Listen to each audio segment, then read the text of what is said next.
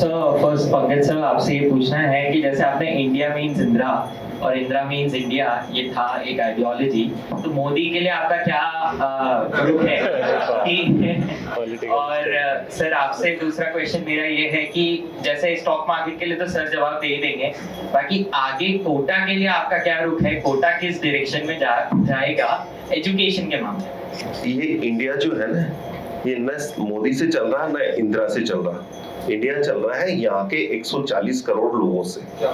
यदि मोदी जी को कोई गले लगा रहा है, कोई पीएम या कोई भी ऑफिसर या कोई भी राष्ट्रपति गले लगा रहा है, तो ये मत सोचिए कि वो मोदी जी को गले लगा रहा है, वो 140 लोगों को और उनके कंजम्पशन पावर को गले लगा रहा है। तो आप ये मान के चलिएगा ये आपकी पावर है। दूसरी बात, आपकी पावर कितनी? 50% पॉपुलेशन जिस कंट्री की बिलो 30 हो, उसको कौन जीत सकता है? आप ये तो बताइए।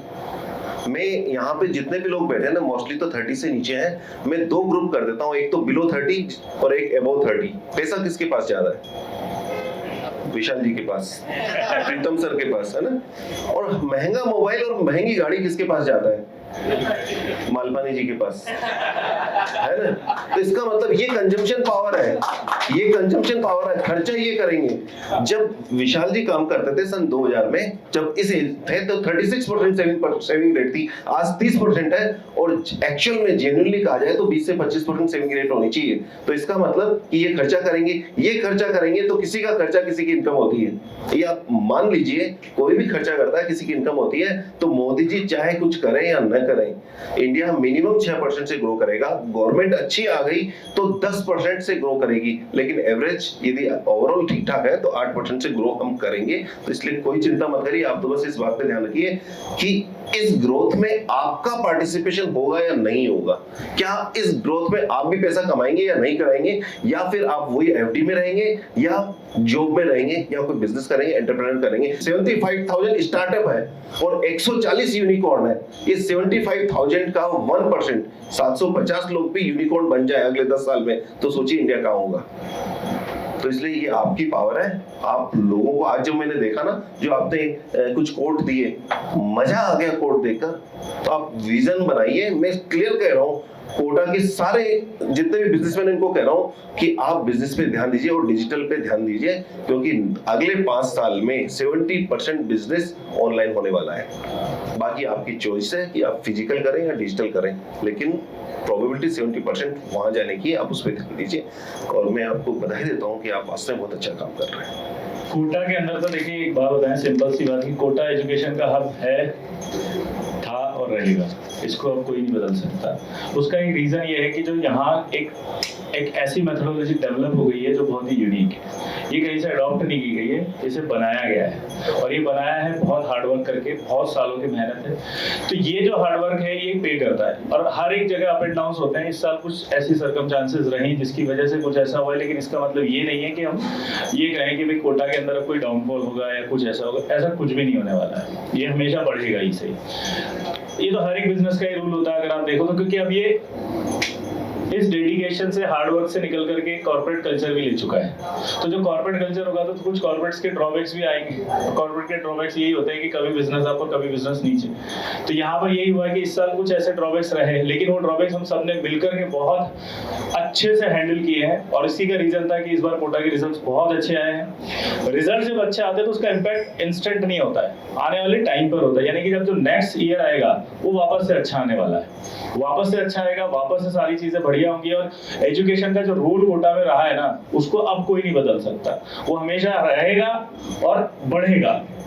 और आज की तारीख में जब हम स्टार्ट करते हैं, अगर हम पुरानी देखते हैं उस समय, तो जब स्टार्टिंग की बात करते हैं तो शायद वो स्टार्टिंग कोचिंग नहीं, ट्यूशन थी, लेकिन अब ये कोचिंग है। तो जब ट्यूशन से कोचिंग का जो सफर है वो इसने तय कर लिया है, तो अब इसे वापस पीछे कोई नहीं ले जा सकता, क्योंकि ये बहुत आगे आ गया है। तो मेरे हिसाब से बहुत ही अच्छा है और ग्रो करेगा। और एजुकेशन ने तो कोटा को दिया ही है, और कोटा जो है कुछ, आज मुझे लगता है एजुकेशन की वजह से बहुत कुछ है।